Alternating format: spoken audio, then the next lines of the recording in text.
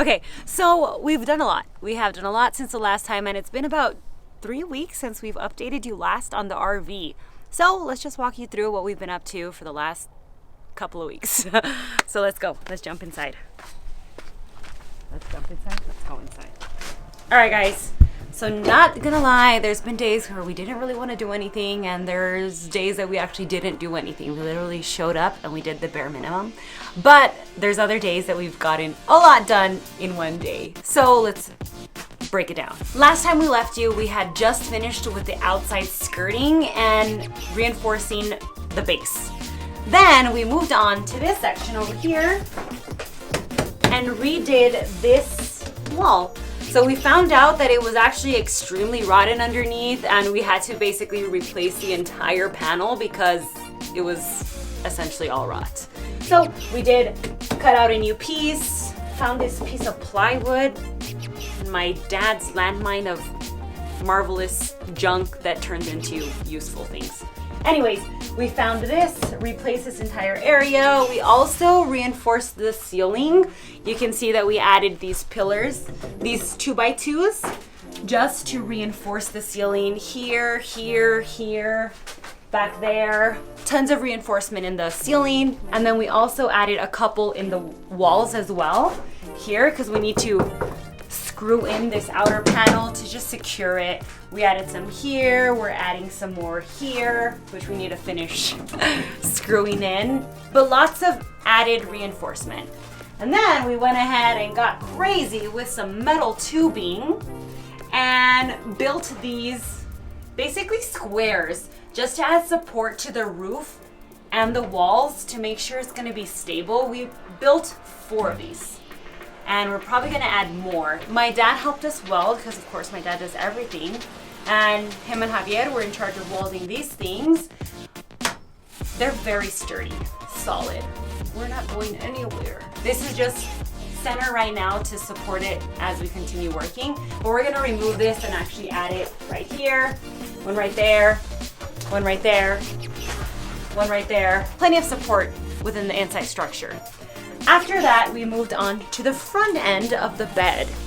We found tons of rot in the subfloor of the bed area, so we had to remove the front corners and rebuild them with some new 2x6s, extra 2x2s, and then top it off with some foam insulation to just seal it and make sure none of the rot's gonna spread and it feels safe. So right now we have a big empty space with ugly foam sticking out, but we're gonna leave it uncovered for now just in case we have to run any electrical through here, because the next step would be to insulate it and then put back that plywood.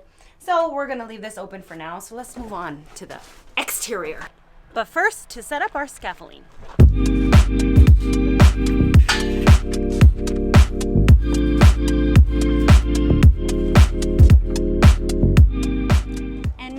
Work on the roof.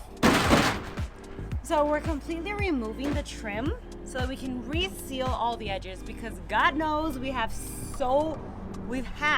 so much water damage because there are so many leaks and cracks, holes, all that. So we're completely removing this, which is this trim. Removed all the caulking, the silicone, the buttle tape or whatever it was that sealed this, and all the silicone. This completely removed everything, cleaned the hell out of it, and now we're gonna reattach it, but we're gonna improve it.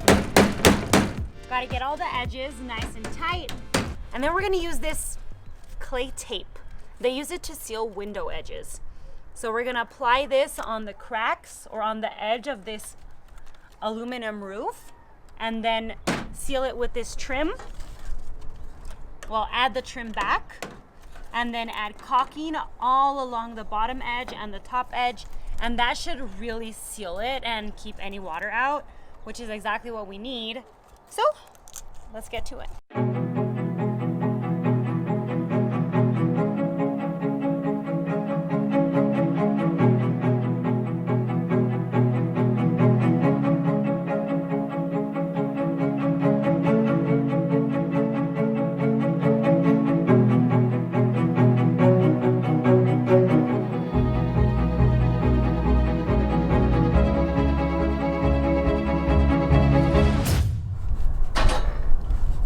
are too fat.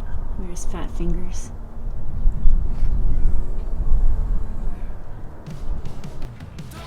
Woohoo! What you doing over there? Guys, there's no turning back now. We're about to make our very first big-ish purchase, and that's gonna be for our vents. We're gonna buy 3 vents, 1 huge one, and then 2 smaller ones, because they all have to be replaced. And as you saw, we're sealing everything, so while we're at it, we want to get the vents in so we can seal those as well. We're gonna end this update here because we have to wait for those things to come in to really do anything else. So that basically wraps up sealing the thing. So next on the agenda, we're gonna pre-wire. I have tons of research to do about electricity and how we're gonna wire the entire thing. So I'll try to include that in the next video as well. But for now, we're done with the exterior and we're gonna leave you guys with that. And we hope you guys enjoyed the video. If you liked it, give it a thumbs up. Subscribe if you haven't, and we'll see you guys in the next one. Bye.